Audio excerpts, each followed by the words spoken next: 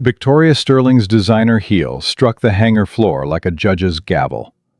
She pointed one manicured finger directly at the black man in faded overalls, her voice slicing through the morning air loud enough for every technician, every engineer, every soul in that hangar to hear. "Are we waiting for a real pilot? Or should I ask the janitor to put down his mop and fly my $200 million jet?" Laughter exploded. Cruel, deliberate, deafening. The man's 8-year-old son pressed harder against his father's leg, tears burning his eyes. Marcus Thompson said nothing. He just listened. To the engine. To the sound nobody else could hear. The sound of death waiting to happen. What Victoria didn't know? In exactly 47 minutes, she would beg that janitor to save her life. Drop a comment with the city you're watching from. Let's see how far this story travels. The alarm on Marcus Thompson's phone buzzed at 4:47 a.m.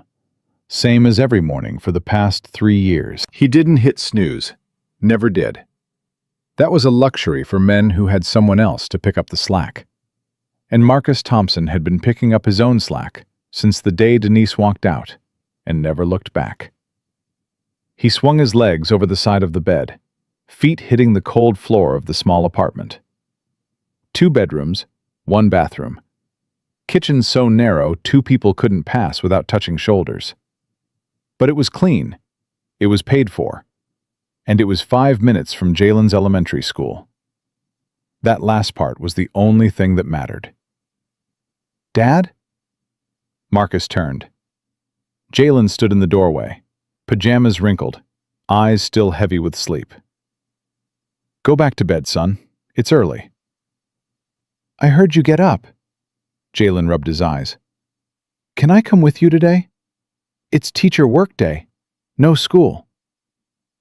Marcus paused, calculated.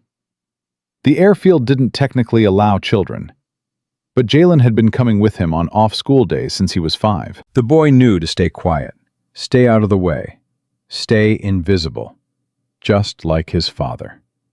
"Get dressed," Marcus said. 15 minutes. Don't forget to brush your teeth." Jalen's face lit up. "Yes, sir." The boy disappeared down the hallway, and Marcus allowed himself a small smile. 41 years old, single father, janitor at a private airfield that serviced jets worth more than he'd earn in 10 lifetimes. But his son still looked at him like he hung the moon. Some men had less. The drive to Sterling Aerospace's private facility took 22 minutes at this hour. No traffic, no chaos. Just Marcus and Jalen and the soft hum of the old Honda Civic that had somehow survived 200,000 miles. "Dad?" "Yeah?" "Tommy Bradshaw said his dad flies planes. Big ones. For Delta." Marcus kept his eyes on the road. "That's good. Flying's a good job." "Tommy said janitors are losers." The words hung in the air. Marcus felt them land somewhere in his chest, in that place where he kept all the things he didn't let himself feel during daylight hours. "What do you think?" Marcus asked. Jalen was quiet for a moment. "I think Tommy's dad isn't home for dinner. Like, ever. His mom told my teacher." Marcus glanced at his son. 8 years old and already understanding things that took most men decades to figure out. "Tommy's dad works hard," Marcus said carefully. "He provides for his family. That's honorable. But there's different ways to measure a man, Jalen. Some people measure by titles. Some measure by money. Some measure by the size of the house or the car in the driveway. How do you measure?" Marcus pulled into the airfield entrance, waving at the security guard who barely glanced up from his phone. "I measure by who shows up," Marcus said. "Who's there when it matters? Who keeps their word even when it costs them something?" Jalen nodded slowly, processing. "So, you're not a loser?" Marcus parked the Civic in the employee lot, the far lot, the one without the shade trees. the one where the paint lines were faded and nobody bothered to fix the potholes. "I'm here, aren't I?" Marcus said. "Every single day. For you." Jalen smiled. "Yeah, you are." The hangar was quiet at 5:30 a.m. Marcus liked it that way. The massive space held 3 aircraft at present, 2 corporate jets belonging to regular clients, and the crown jewel, Victoria Sterling's personal Gulfstream G650, the Venture 2. $200 million of engineering perfection, sitting there like a sleeping dragon. Marcus grabbed his cleaning cart, loaded it with supplies, and began his rounds. Jalen settled into his usual spot near the back wall, pulling out his sketchbook and colored pencils. The boy had a thing for drawing aircraft. Not childish scribbles, actual detailed renderings with labeled parts. Wings, ailerons, tail fins. Marcus had never told Jalen where that talent came from. Never explained why the drawings were so accurate, so precise, so technically correct for an 8-year-old who'd never had a single lesson. Some truths were buried for a reason. He was sweeping near the nose wheel of the Venture 2 when he heard it. Faint, almost imperceptible, a high-pitched whistle from somewhere deep in the aircraft's fuselage, the kind of sound that most people would dismiss as background noise. The HVAC system, the building settling. But Marcus Thompson wasn't most people. He stopped, tilted his head, listened.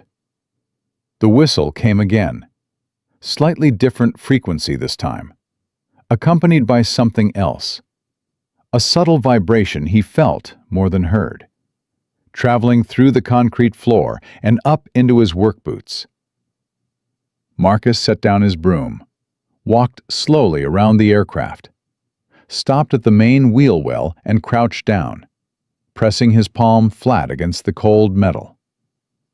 There. The vibration was clearer now. Rhythmic. Wrong. He knew that rhythm. He'd felt it before, 15 years ago, in the cockpit of an F-16 that had tried to kill him somewhere over the Nevada desert. The aircraft's hydraulic system had been failing. A thermal warping issue in the primary flow regulator that the onboard computers hadn't detected because they were looking for the wrong symptoms. The computers saw data. Marcus had felt the machine dying. He'd landed that F-16 with manual hydraulic override.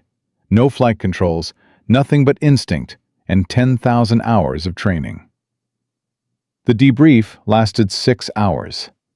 The commendation ceremony lasted 10 minutes. The divorce papers arrived 3 months later. Denise said she couldn't do it anymore. Couldn't sit at home, wondering if today was the day she'd get the call. Couldn't raise a son who might grow up without a father because his father loved adrenaline more than his family. She wasn't wrong. So Marcus had made a choice. Hung up his flight suit. Let his ATP license gather dust in a locked drawer. Took a job that would never make headlines, never earn medals, never put his face on recruitment posters. A job that let him drop Jalen off at school every morning and pick him up every afternoon. A job that made him invisible. He stood up slowly, studying the Venture 2 with new eyes. The aircraft was scheduled for a critical flight today. He'd seen it on the maintenance board. Victoria Sterling had a merger meeting in Zurich. Wheels up at 9 a.m. No delays, no excuses. Marcus walked to the maintenance terminal in the corner of the hangar. Logged in with his credentials, the same credentials that gave him access to submit work orders and flag issues, but not enough clearance to actually fix anything beyond changing light bulbs and emptying trash cans. He typed slowly, choosing his words with the precision of a man writing his last testament. Pressure fluctuation consistent with pre-failure thermal warping in primary hydraulic flow regulator housing. Recommend immediate manual inspection and pressure stabilization before engine start. Failure predicted upon sustained high-thrust demand. Requires physical diagnostic, not software calibration. Urgent. He submitted the report, watched it disappear into the system. Knew with absolute certainty that no one would read it. Because who checks maintenance logs from the janitor? By 7 a.m., the hangar had transformed. Technicians swarmed the Venture 2 like ants on a sugar cube. 4 senior engineers, the best Victoria Sterling's money could buy, argued in a cluster near the cockpit, their voices sharp with frustration and barely concealed panic. Marcus swept nearby, listening, watching, staying invisible. "The DAU is throwing intermittent faults," one engineer said. Michael, according to his name badge, lead avionics specialist. 6 figures a year to interpret data from machines. "We need to cycle the power bus. It's a redundancy conflict." "That's idiotic," snapped another engineer. Sarah, telemetry expert. Hair pulled back so tight it looked painful. "The DAU output is clean. It's the PFCC overcompensating. We need to reboot and recalibrate." "We've already rebooted twice." "Then we reboot again." Marcus kept sweeping. The whistle from the aircraft was louder now, louder than it had been 2 hours ago. The thermal warping was progressing. The machine was screaming for help in the language these engineers didn't speak. They were trained to read screens. Marcus was trained to read metal. The hangar doors opened, and the temperature dropped 10 degrees. Not literally, but every person in that space felt the chill of Victoria Sterling's presence before they saw her. She moved like a woman who had never been told no. 53 years old, but carried herself like she was still the 30-year-old shark who had clawed her way from analyst to CEO through sheer force of will and the complete unwillingness to accept anything less than total victory. Her heels clicked against the concrete. Her assistant, a nervous young man clutching a tablet, scrambled to keep pace. "Someone explain to me," Victoria said, her voice carrying across the hangar, "why my aircraft is not prepared for departure." Michael stepped forward. "Miss Sterling, we've identified an intermittent sensor fault in the primary flight systems. We're running diagnostics now." "Intermittent," Victoria repeated, making the word sound like a disease. "Intermittent means you don't actually know what's wrong. We're narrowing down the possibilities. I don't pay you for possibilities. I pay you for solutions." Victoria checked her watch. Diamond encrusted, worth more than Marcus's annual salary. "My meeting in Zurich is in 4 hours. The entire Hendrix merger depends on my physical presence. Do you understand what's at stake?" "Yes, ma'am, but the safety protocols..." "Safety protocols," Victoria laughed, but there was no humor in it. "Find the fault. Fix the fault. Get my aircraft in the air." "Is that simple enough?" Michael nodded rapidly. "Yes, ma'am. We'll have an answer within the hour." Victoria's eyes swept the hangar, cataloging every person, every tool, every obstacle between her and her destination. Her gaze landed on Marcus, still pushing his broom near the nose wheel. She stared at him for a long moment. The janitor, the invisible man, the one person in this hangar who wasn't scrambling to impress her. Something flickered across her face. Annoyance, maybe, that someone wasn't performing for her. "You," she said. Marcus looked up, met her eyes, said nothing. "Is there some reason you're cleaning the same spot you were cleaning when I arrived? Or are you paid by the hour to look busy?" A few technicians snickered. Sarah covered her mouth. "Just doing my job, ma'am," Marcus said. "Then do it somewhere else. You're in the way." Marcus nodded once, pushed his cart toward the far wall. Jalen looked up from his sketchbook, eyes wide, having heard everything. Marcus gave his son a small shake of his head. "Not now. Stay quiet." The boy looked down, kept drawing. The next 90 minutes were a masterclass in institutional failure. The engineers ran 17 different diagnostic programs. They rebooted systems, swapped sensor modules, recalibrated instruments. They argued, blamed, second-guessed, and ultimately accomplished nothing. The fault persisted. The hydraulic pressure display flickered with each engine test. The Venture 2 refused to give them the green light. And the whistle grew louder. Marcus heard it clearly now, that specific frequency resonance that meant metal was vibrating under thermal strain. The warping was accelerating. Whatever window existed for a safe repair was closing with every passing minute. He approached Simon, the chief engineer, who was standing apart from the others, rubbing his temples. "Sir?" Simon looked up, blinked, clearly trying to remember why the janitor was speaking to him. "I'm busy," Simon said. "Whatever it is, tell someone else." "I logged a maintenance report this morning about the hydraulic system. Did anyone review it?" Simon's expression shifted from dismissal to confusion. "Maintenance report? From you?" "Yes, sir. I flagged a potential thermal warping issue in the primary flow regulator. The pressure fluctuation isn't the sensor fault. It's a physical failure. The computer is reporting symptoms, but the root cause is mechanical." Simon stared at him. "And you know this? How?" Marcus hesitated. How much truth was he willing to reveal? How much of the man he used to be was he willing to resurrect? "I've seen it before," Marcus said carefully. "A long time ago. Different aircraft, same failure mode. The whistle you're hearing, that specific frequency, it means the metal housing is warping under thermal load. The system is fighting itself. If you force a takeoff—" "Wait," Simon held up a hand. "Whistle? What whistle?" "You don't hear it?" Simon shook his head. "I don't hear anything, except my career circling the drain. It's faint, high-pitched, coming from the fuselage near the main wheel well. That's where the primary regulator is housed.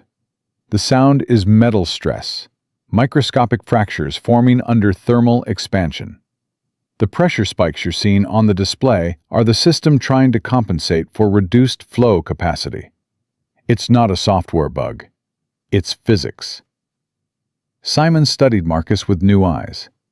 Not the dismissive glance of a man looking at a janitor, but the cautious assessment of a professional encountering an unknown variable. "Who are you?" Simon asked. Before Marcus could answer, Victoria's voice cut across the hangar. "Why is my aircraft still grounded?" She stormed toward the cluster of engineers, her assistant practically jogging to keep up. Her face was flushed with anger, her composure cracking under the weight of the ticking clock. "Ma'am, we're still running diagnostics," Michael started. "You've been running diagnostics for 2 hours. I need solutions." "The system won't clear for flight. The safety interlocks. Override them." Silence. Michael swallowed hard. "Ma'am, we can't override safety interlocks without confirming the fault is resolved. If the hydraulic system fails during flight, then find someone who can confirm it." Victoria spun, addressing the entire hangar. "I am surrounded by people I pay 6 figures a year, and not one of you can tell me why a brand new aircraft won't fly?" "It's not brand new." Every head turned. Marcus stood near his cleaning cart, broom in hand, looking directly at Victoria Sterling. "Excuse me?" Victoria's voice dropped to a dangerous whisper. "The aircraft," Marcus said. "It's not brand new. It's the G650ER variant from the original production run. The hydraulic architecture in these early models had a known issue with thermal expansion in the primary flow regulator housing. The manufacturer issued a service bulletin 3 years ago, but it wasn't mandatory, so most operators ignored it." The silence in the hangar was absolute. Victoria took a step toward him, then another. Her heels echoed like gunshots. "And how," she said slowly, "would a janitor know that?" Marcus felt the weight of 15 years pressing down on him. The decorated service record, the commendations, the thousands of hours in cockpits that cost more than small countries. The man he used to be, the man he'd buried to keep his son safe. "I read," Marcus said. Laughter broke out, nervous, relieved, cruel. The engineer is grateful that attention had shifted. Victoria's mouth curled into something that wasn't quite a smile. "You read," she repeated. "The janitor reads." "Yes, ma'am." "Tell me something." Victoria turned to address the crowd, playing to her audience. "Do they teach aerospace engineering at janitor school? Is there a course on hydraulic systems between mopping 101 and toilet cleaning advanced?" More laughter, louder this time. Someone actually applauded. Jalen looked up from his sketchbook. His father stood alone in the center of the hangar, surrounded by people laughing at him. The boy's hands trembled. His eyes burned. Marcus didn't flinch, didn't look away, didn't give Victoria the satisfaction of seeing him wounded. "No, ma'am," he said. "They don't." Victoria stepped closer, close enough that Marcus could smell her perfume. Something expensive, probably French, probably worth more than his car. "Then let me explain something to you," she said, her voice carrying to every corner of the hangar. "I have 4 engineers with advanced degrees. I have technicians with decades of experience. I have the best diagnostic equipment money can buy. And you," she looked him up and down, taking in the faded overalls, the worn boots, the cleaning supplies. "You push a broom." She turned to the crowd, raising her voice for maximum effect. "Are we waiting for a real pilot? Or should I ask the janitor to put down his mop and fly my $200 million jet?" The laughter exploded. Cruel, deliberate, deafening.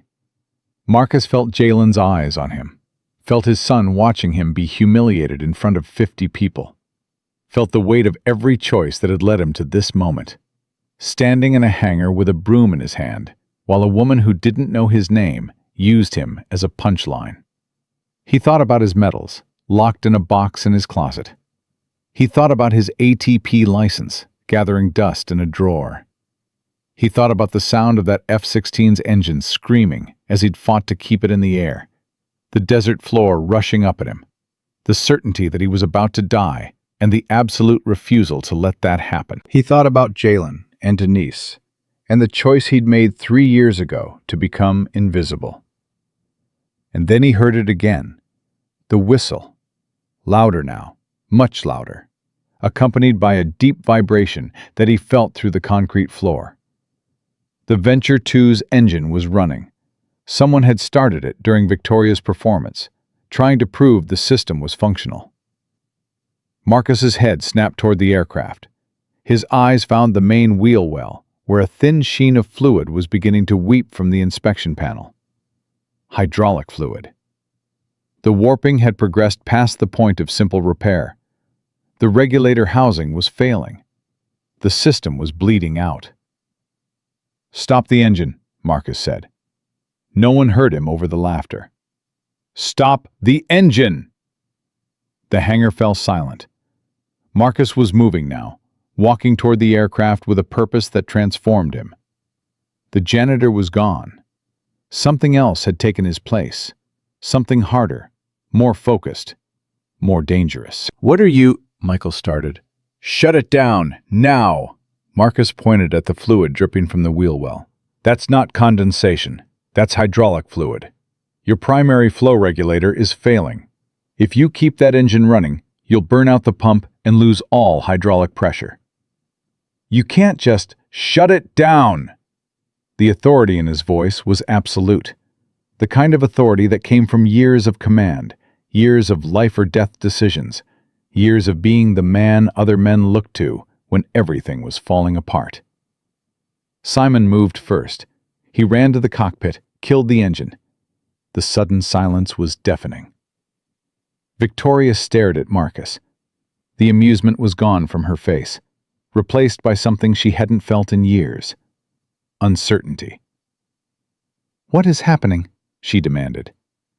Marcus walked to the wheel well, crouched down, touched the fluid with 2 fingers, rubbed it between his thumb and forefinger, brought it to his nose. "Skydrol 500B4, he said.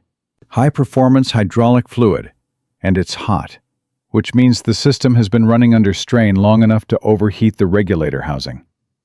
He stood, facing Simon. "Your thermal warping has progressed to stage 3. The housing is cracked. The pump is working overtime to maintain pressure, which is why your computer keeps throwing faults. It's trying to tell you the system is dying." "How do you know this?" Simon asked.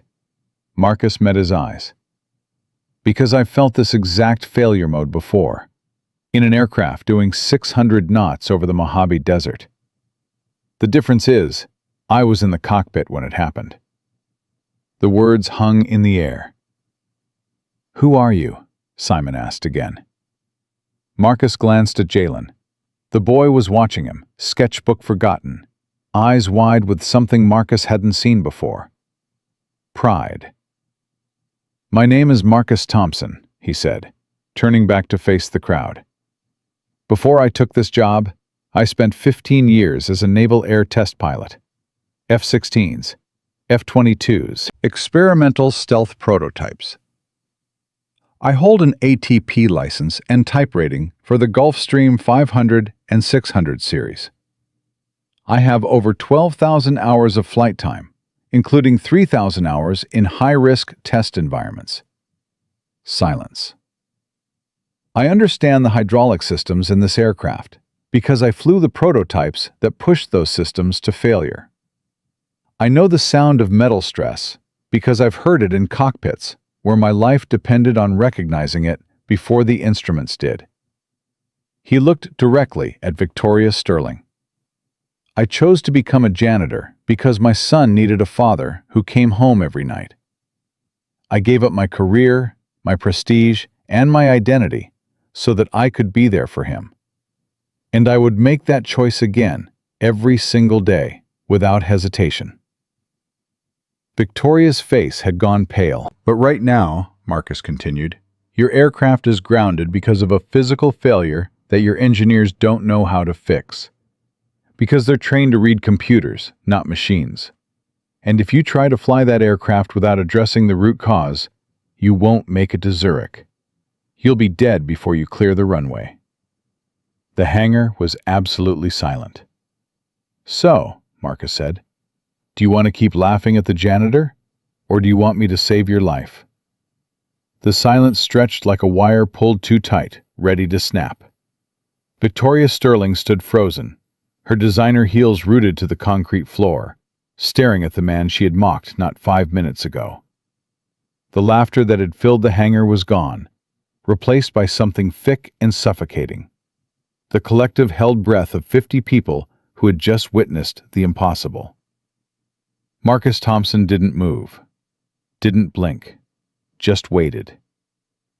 "You're lying," Victoria finally said, but her voice had lost its edge. "This is some kind of... You can't be..." "I'm not lying, Miss Sterling. A test pilot doesn't become a janitor. That's not how the world works." "The world works however we make it work."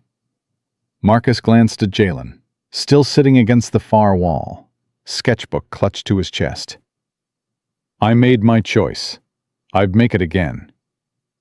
Michael, the lead avionics engineer, stepped forward. His face was a mess of conflicting emotions: skepticism, confusion, and something that looked uncomfortably like fear. "This is ridiculous," Michael said. "We're supposed to believe that our janitor is secretly a decorated military pilot? That's the plot of a bad movie." "Check my credentials," Marcus said. "FAA database. ATP license number 4729683. Type ratings for Gulfstream 500 and 600 series. Boeing 737, Lockheed Martin F-16, F-22. Naval service record available through the Department of Defense public database. Marcus Jerome Thompson, Lieutenant Commander, retired. Anyone can memorize numbers, Sarah snapped. Then verify them. Should take about 30 seconds. Simon was already moving toward the maintenance terminal, his fingers flying across the keyboard.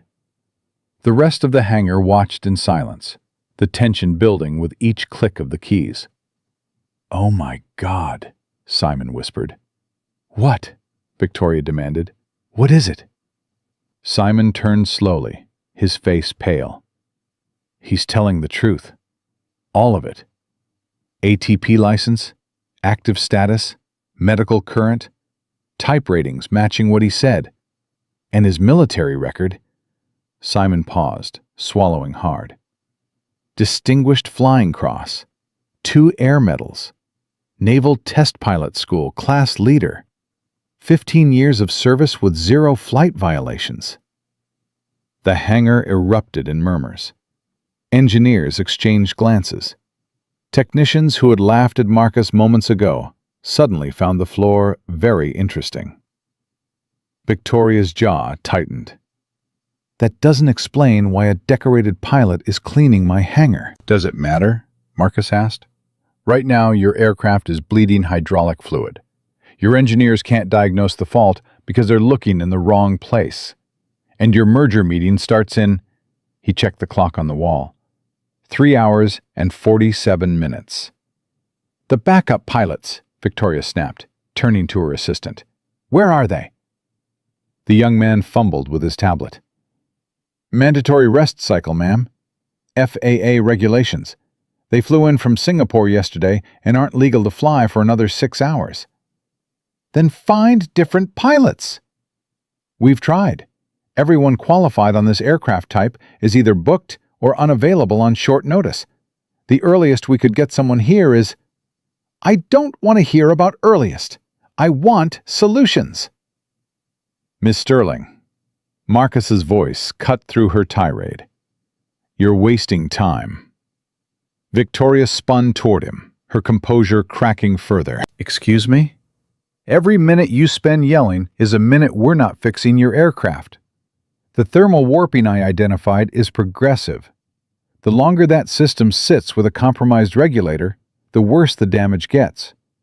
At some point, maybe an hour from now, maybe 2, the damage becomes irreparable. The entire hydraulic assembly will need to be replaced. That's a 3-day job, minimum." 3 days? At minimum. Could be longer if the pump seized and damaged secondary systems. Victoria's face went through a rapid series of transformations. Anger, disbelief, calculation, and finally, something that looked almost like desperation. "What do you need?" she asked quietly. "To fix the aircraft or to fly it?" "Both." Marcus took a deep breath. This was the moment.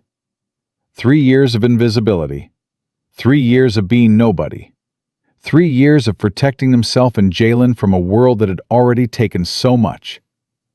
All of it balanced on what he said next.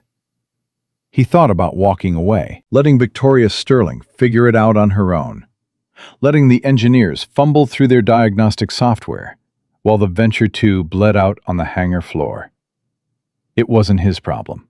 He was just the janitor. But he looked at the aircraft, beautiful, powerful, broken, and he felt something stir in his chest. Something he'd buried 3 years ago when he traded his flight suit for overalls. The machine needed him. The fix requires manual adjustment of the primary flow regulator while the engine is running at 70% thrust, Marcus said. That means someone has to be in the cockpit, controlling the throttle and monitoring the manual pressure gauge, while a ground crew makes the physical adjustment inside the wing cowling. The digital systems can't do it. They're designed to compensate for the fault, not correct it. Can Simon do it? Or one of the other engineers? Marcus shook his head. Holding an engine at 70% thrust during a manual repair is a precision operation. The throttle response on a G650 at that power setting is measured in fractions of a percent. Too much, and you blow the repair. too little, and the pressure drops and the fault resets. You need someone who can feel the engine, not just read the instruments. And you can do that? I've done it before. Different aircraft, same principle. Victoria studied him for a long moment. Marcus could see the calculations running behind her eyes. The risk assessment, the liability concerns, the potential for catastrophic failure weighed against the certain loss of a $200 million merger. "If I authorize this," she said slowly, "and something goes wrong, then you'll have a very expensive piece of scrap metal and a lawsuit on your hands." Marcus didn't flinch. "But if you don't authorize it, you'll definitely miss your meeting, definitely lose your merger, and probably spend the next 3 days explaining to your board why your aircraft was grounded by a fault that a janitor spotted before your engineering team." Someone in the crowd stifled a laugh. Victoria's eyes flashed dangerously. "Fine," she said. "Do it." "I need something first." "What?" Marcus pointed at Michael, Sarah, and the 2 other engineers who had laughed loudest at Victoria's janitor joke. "I need them to leave." "What?" Michael sputtered. "You can't—" "I can, and I am." Marcus's voice was calm, but there was steel underneath. "I'm not working with people who don't respect the operation. This repair requires absolute coordination between the cockpit and the ground crew. One mistake, one moment of hesitation, one person more concerned with protecting their ego than following instructions, and we lose the aircraft. Maybe worse." "This is outrageous," Sarah said. "You can't just walk in here and start giving orders." "Ms. Sterling," Marcus turned to Victoria. "Your call." Victoria looked at her engineering team. The same team she had paid millions to maintain her aircraft. The same team that had failed to diagnose a fault that a janitor had spotted while sweeping the floor. "Get out," she said. "Ma'am," Michael started. "I said get out. Wait in the break room. I'll deal with you later." The 4 engineers filed out, their faces a mixture of humiliation and barely concealed rage. Michael paused at the hangar door, turning back to glare at Marcus. "This isn't over," he said quietly. "No," Marcus agreed. "It's just beginning." The door closed behind them. Marcus turned to Simon, who had remained standing near the maintenance terminal, watching the entire exchange with something like awe. "Simon, you're my ground crew lead. I need 2 technicians, your best, not your most senior. People who can follow instructions without questions and work fast under pressure." Simon nodded rapidly. "Jenkins and Cole, both former military mechanics. They know this airframe." "Good. Get them suited up and briefed on the primary flow regulator access procedure. I want them ready in 15 minutes. Simon hesitated. "Mr. Thompson." "Marcus." "Marcus." Simon took a breath. "I owe you an apology. Your maintenance report this morning. I never even saw it. We have filters on the system that automatically deprioritize submissions from non-engineering staff. I had no idea. Save it for later." Marcus was already moving toward the cockpit ladder. "Right now, I need you focused. Can you do that?" "Yes, sir." "Then let's get to work." Marcus climbed the ladder and stepped into the cockpit of the Venture 2. For a moment, he just stood there, taking it in. The leather seats, the glass cockpit displays, the thrust levers gleaming under the overhead lights. 3 years since he'd sat in a cockpit. 3 years since he'd felt the weight of a throttle in his hand.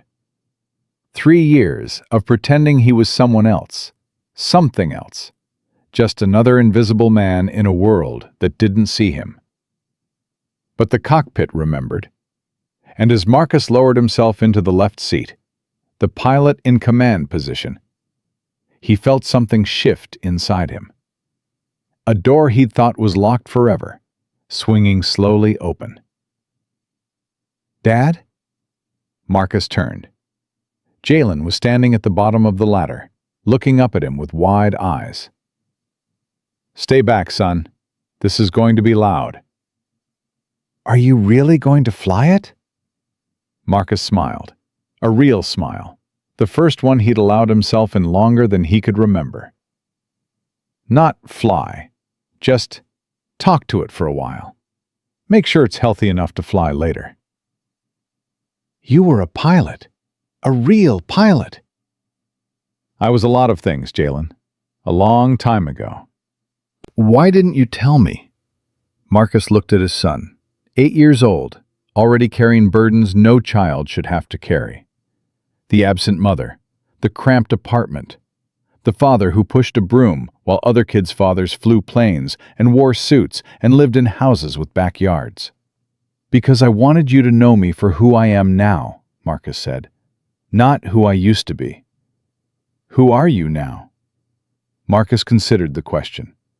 The answer that came surprised even him. "I'm your father," he said. "And right now, I'm the only one who can save these people from themselves." Jalen nodded slowly, processing.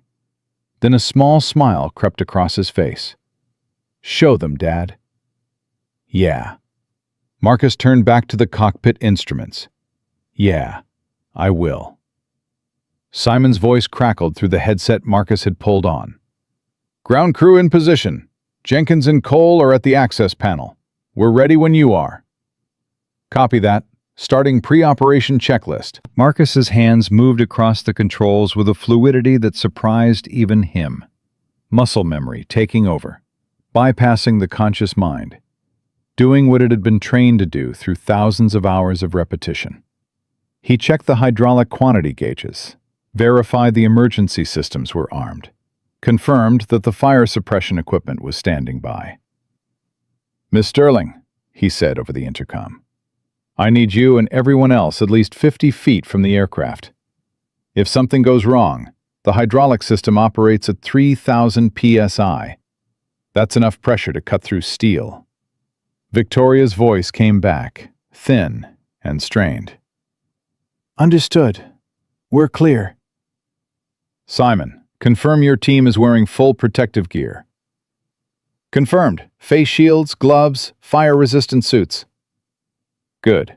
Stand by for engine start."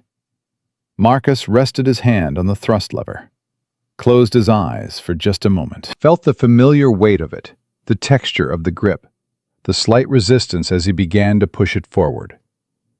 "Here we go," he murmured. "Talk to me, girl." He initiated the engine start sequence. The Venture 2 shuddered as the turbines began to spin, a deep thrumming vibration that Marcus felt in his bones.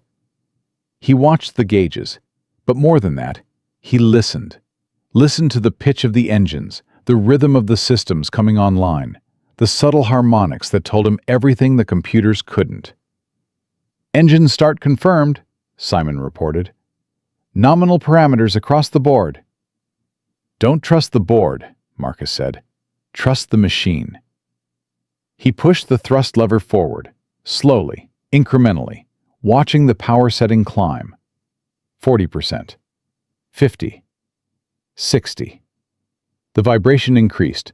The whistle was audible now, even over the engine noise, that high-pitched frequency that had first caught his attention hours ago.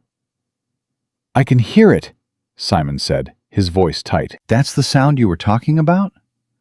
"That's her telling us where it hurts. Going to 70% now. Jenkins, Cole, on my mark. You're going to make a quarter turn clockwise on the primary regulator adjustment screw. Slow and steady. No sudden movements." "Copy that," Jenkins replied. Marcus pushed the throttle forward. 65%. 67. 69. The whistle grew louder, sharper, more insistent. The aircraft was shaking now, fighting against itself, the damaged regulators struggling to maintain pressure. 70%, Marcus announced. "Mark." "Turning now," Jenkins reported. "Quarter turn clockwise. Steady. Steady." Marcus felt it before he saw it on the gauges. A subtle shift in the vibration pattern, like a knot slowly loosening. "Keep going," he said. "Another quarter turn." "Copy. Second quarter turn. Steady." The whistle began to fade. The shaking subsided. The engine note smoothed out, transitioning from a strained howl to a deep, healthy purr. "Pressure stabilizing," Simon reported, his voice rising with excitement. "We're seeing normal values across all sensors." "Hold position," Marcus ordered. "Jenkins, Cole, don't move. I'm going to push to 75% to stress test the repair." "Is that safe?" Victoria's voice cut in, sharp with concern. "We'll find out." Marcus advanced the throttle. 72%. 74. 75. The aircraft held steady. The vibrations stayed smooth. The pressure gauges remained stable. "Whistle's gone," Simon said. "I don't hear anything." "Because the metal isn't stressed anymore." Marcus allowed himself a small exhale. "Jenkins, Cole, back out slowly. Secure the access panel." "Yes, sir." Marcus held the engine at 75% for another 60 seconds, monitoring every gauge, every indicator, every subtle variation in sound and feel. The Venture 2 hummed beneath him, powerful and confident, no longer fighting against itself. "Bringing power back to idle," he announced. "Stand by for full system diagnostic." He pulled the thrust lever back slowly, feeling the engine respond with precision and grace. The aircraft seemed to sigh with relief as the power came down, settling into a contented idle. "Running diagnostic now," Simon reported. A long pause, then, "All systems green. No faults. No warnings. The hydraulic system is operating within normal parameters." Marcus closed his eyes, let out a breath he hadn't realized he'd been holding. "The aircraft is airworthy," he said, "but I want a full inspection of the regulator housing before any flight. The thermal damage may have weakened the surrounding components. Replace them as a precaution." "Understood. We'll get on it immediately." Marcus shut down the engine and sat in the sudden silence of the cockpit. His hands were steady, but something inside him was shaking. The adrenaline release, the emotional weight of what he'd just done.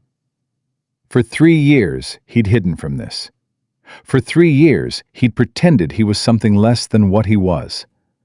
And in 45 minutes, he'd saved a $200 million aircraft and probably several lives. He removed the headset, climbed out of the cockpit, and descended the ladder. Victoria Sterling was waiting at the bottom, her expression unreadable. "Mr. Thompson." "Miss Sterling." They stood facing each other, the CEO and the janitor, the billionaire and the invisible man, the woman who had everything and the man who had chosen to have nothing. "I owe you an apology," Victoria said. "You already said that." "No, I said your competence was beyond dispute. That's not an apology. That's a statement of fact." She took a breath, and Marcus saw something shift in her face, the armor cracking, the human being underneath showing through. "I am sorry for what I said, for how I treated you, for using you as entertainment in front of my staff." Marcus studied her. In his experience, powerful people apologize when it was convenient and forgot when it wasn't. "Why did you do it?" he asked. "Do what?" "Single me out. You had 50 people in this hangar. Why me?" Victoria was quiet for a moment. When she spoke, her voice was softer than Marcus had heard it all day. "Because you weren't afraid of me." "What?" "Everyone in this hangar, every engineer, every technician, every assistant, they're all afraid of me. They jump when I speak. They scramble when I look at them. They perform for me like trained seals, because they know I can destroy their careers with a phone call." She paused. "But you didn't. You just kept sweeping, like I wasn't even there. I was doing my job. Exactly.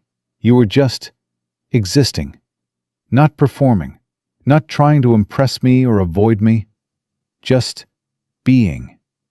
Victoria shook her head. It bothered me. I'm not proud of that. But it's the truth. Your indifference felt like an insult.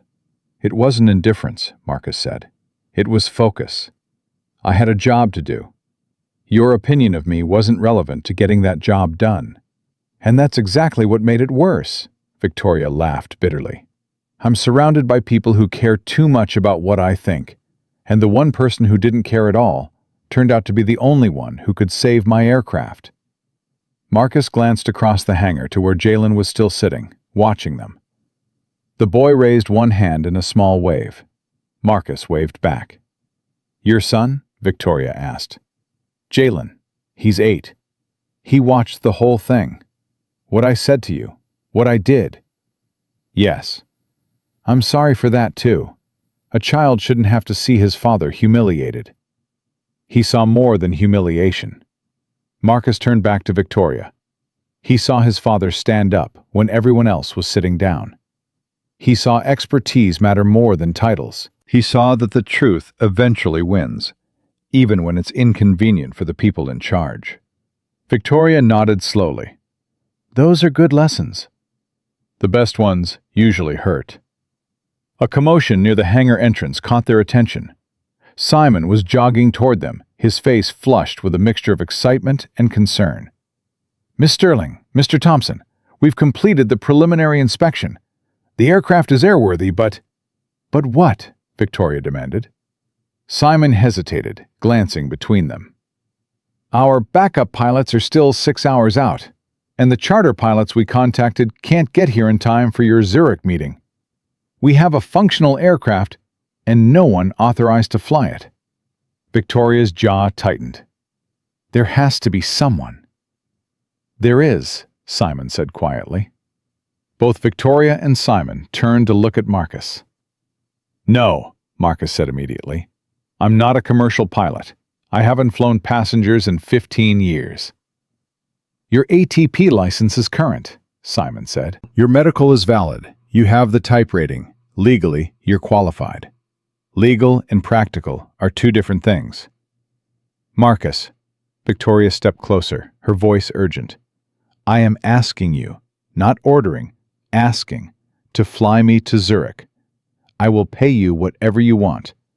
Name your price. Marcus shook his head. This isn't about money. Then what is it about? He looked at Jalen again. The boy was standing now, sketchbook forgotten on the floor, watching his father with an intensity that cut through everything else.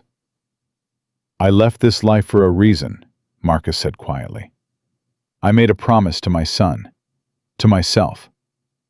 I would never put myself in a position where he might grow up without a father. You just risked your life fixing my aircraft. That's different. I was on the ground. I was in control. You'd be in control in the cockpit, too. For 10 hours, over the Atlantic, in an aircraft that just had a major hydraulic repair? Marcus shook his head. The risk profile is completely different. I can't do that to Jalen. I won't. Victoria opened her mouth to argue, but something in Marcus's expression stopped her. She turned to look at the boy standing across the hangar, small, quiet, watching his father with absolute trust. I had a father like you, she said suddenly. Marcus blinked. What? He worked 3 jobs, never complained, never missed a single one of my school events, even when it meant driving 6 hours round trip after a night shift. Victoria's voice had changed, softened in a way Marcus hadn't thought possible. He died when I was 16. Heart attack. Working himself to death so I could have opportunities he never had. I'm sorry. Don't be. He gave me everything. But I always wished... She paused, composing herself. I always wished he'd taken care of himself as well as he took care of me. That he'd been a little selfish sometimes. that he'd let himself have something beyond sacrifice. Marcus didn't respond. He didn't know how. "You were great once," Victoria said. "You still are. But you've buried yourself so deep in being Jalen's father that you've forgotten you can be both. His father and yourself." "You don't know anything about me." "I know you just saved my aircraft when no one else could. I know you did it with skills you've been hiding for 3 years. And I know that somewhere inside you, there's a man who misses being in the cockpit more than he'll ever admit." Marcus felt the words land somewhere deep in his chest, in the place where he kept the memories of flight, of freedom, of being exceptional at something that mattered. He looked at Jalen one more time. The boy nodded, just once, but it was enough. "I have conditions," Marcus said. Victoria's eyes lit up. "Name them."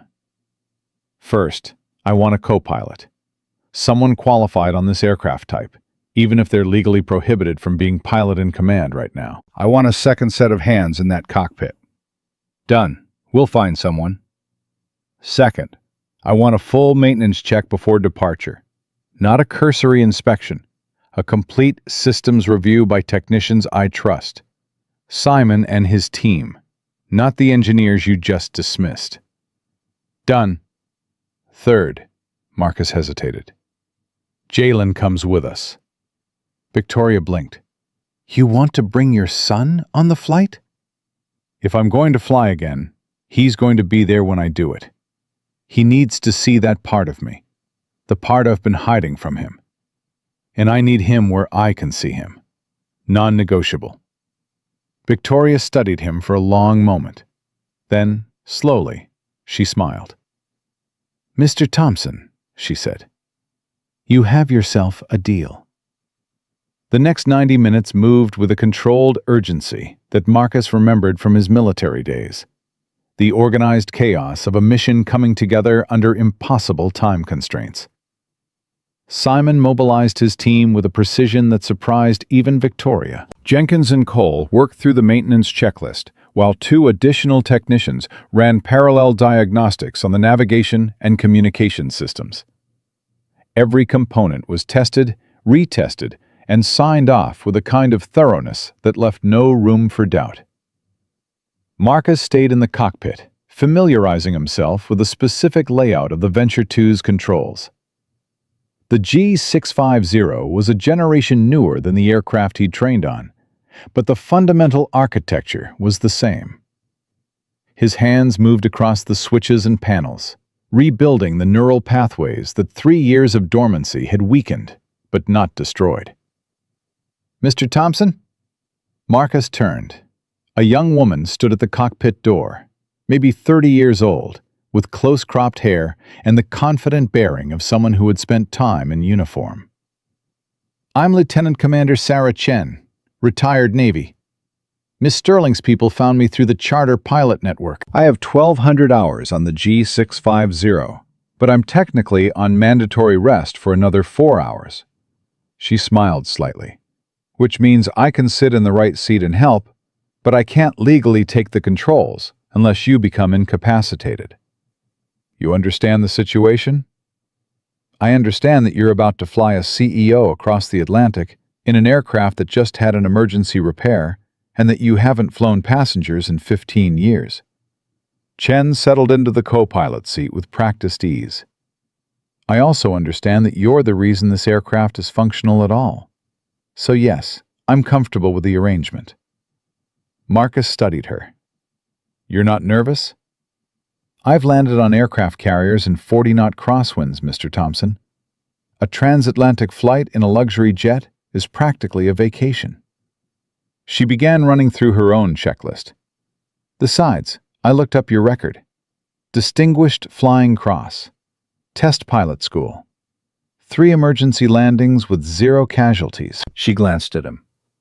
"If I had to pick someone to fly with on short notice, I could do a lot worse." "You could do a lot better, too. Someone who's actually current." "Current is overrated. Instinct isn't something you lose."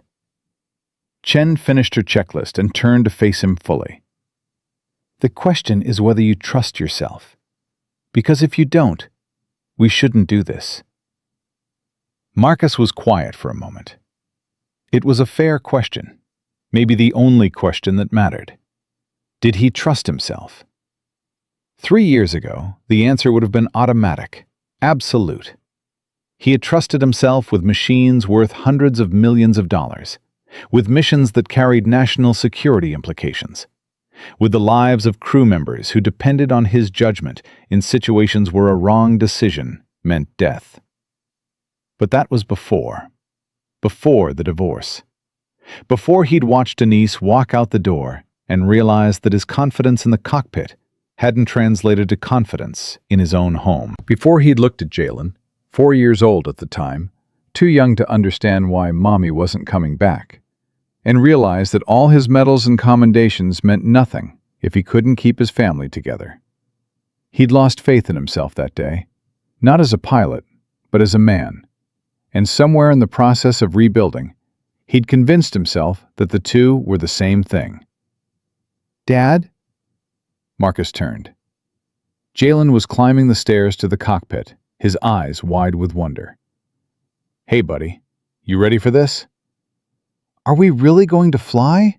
Like, in the air?" "That's generally how it works, yes." Jalen moved slowly into the cockpit, taking in every detail with the intensity of a boy who had spent years drawing aircraft without ever being inside one. His hand reached out to touch the throttle lever, then pulled back like he'd touched something sacred. "It's okay," Marcus said. "You can touch it." Jalen's fingers brushed the throttle. "This makes it go?" "This controls how much power the engines produce. Push it forward, more power. Pull it back, less power." "And you know how to use all of this?" Marcus looked at the instrument panel. Dozens of switches, buttons, displays, and indicators that would look like incomprehensible chaos to anyone without training. "Yeah," he said quietly. "I know how to use all of this." "Then why did you stop?" The question hit Marcus harder than he expected. He looked at his son, 8 years old, asking the question that Marcus had avoided asking himself for 3 years. "Because I was scared," Marcus admitted. "Of crashing?" "No, of not being there for you. Of being so focused on flying that I forgot how to be your dad."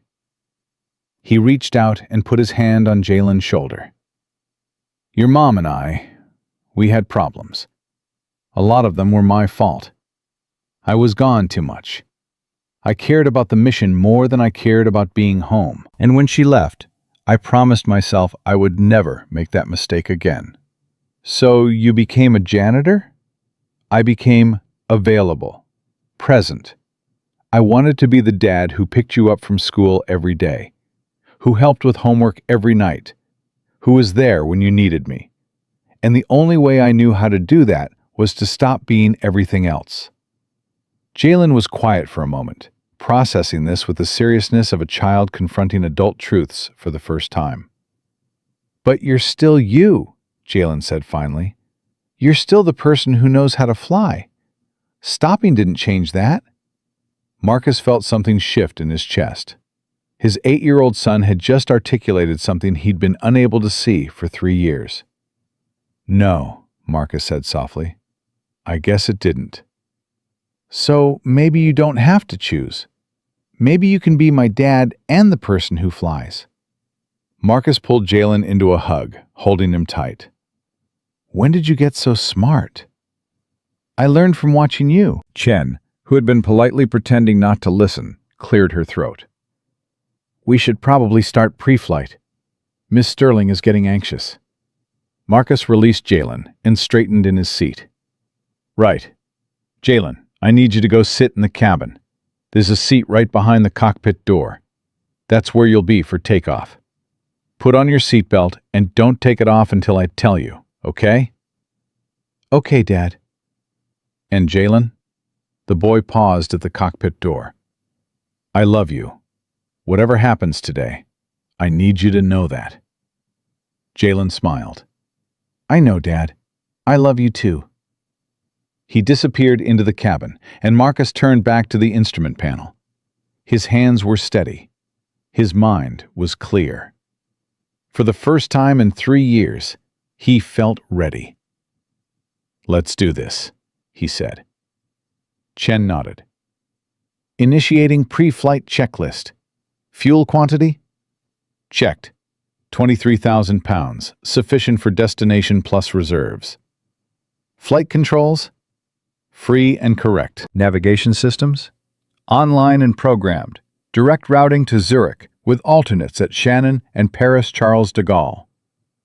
They moved through the checklist with professional precision, each item confirmed and double-checked. By the time they finished, Victoria Sterling had boarded and taken her seat in the main cabin, her assistant settling in across from her with a laptop already open. Mr. Thompson, Victoria's voice came through the cabin intercom. Are we ready? Marcus keyed the microphone.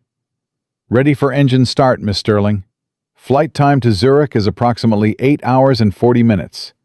We'll be cruising at 41,000 feet. Weather looks good across the Atlantic, but we may encounter some turbulence over the mid-ocean. Nothing serious. Understood. Get me there in one piece, and there's a substantial bonus waiting for you on the other end.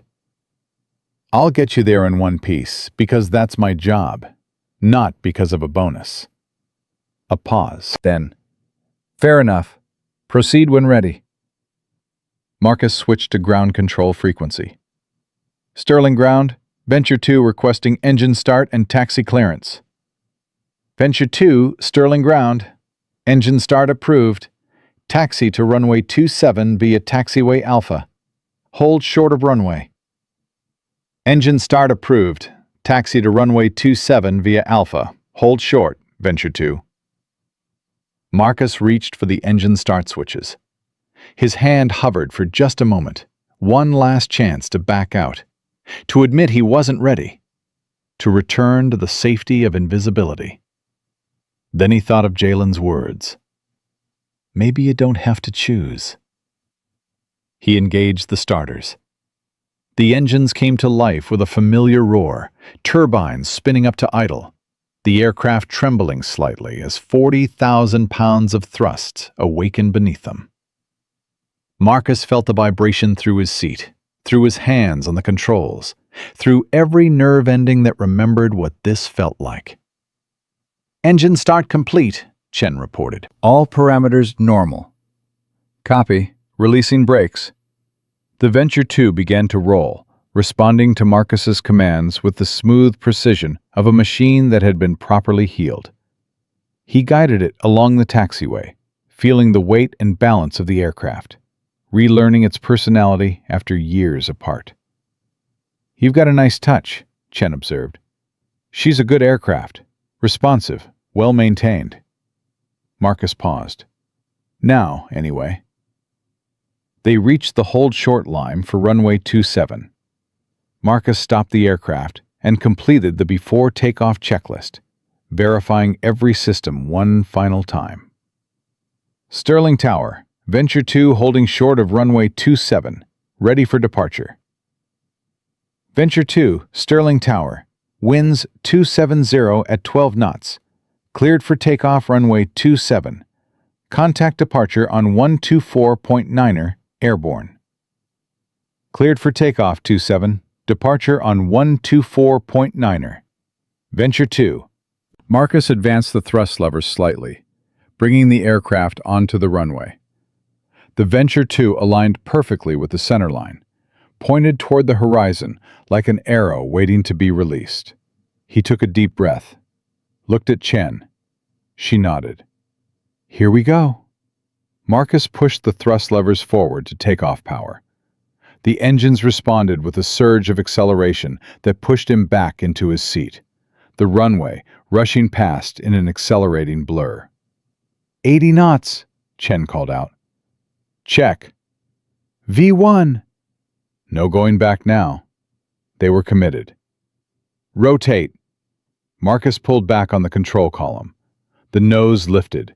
The main wheels left the ground, and suddenly they were airborne, climbing into the morning sky, leaving behind everything that had happened on the ground. "Positive rate of climb," Chen reported. "Gear up." The landing gear retracted with a solid thunk. Marcus held the climb attitude steady, watching the altitude wind up through 1,000 feet. 2,000. 5,000. "Sterling departure. Venture 2 is with you, climbing to flight level 410. Venture 2, Sterling departure. Radar contact. Proceed direct Merit intersection, then as filed. Climb and maintain flight level 410. Direct Merit. Climb and maintain 410. Venture 2. Marcus engaged the autopilot and allowed himself a moment to breathe. They were in the air. The aircraft was performing flawlessly. Everything he'd feared, the rust, the doubt, the possibility that he'd lost whatever made him good at this, had proven unfounded.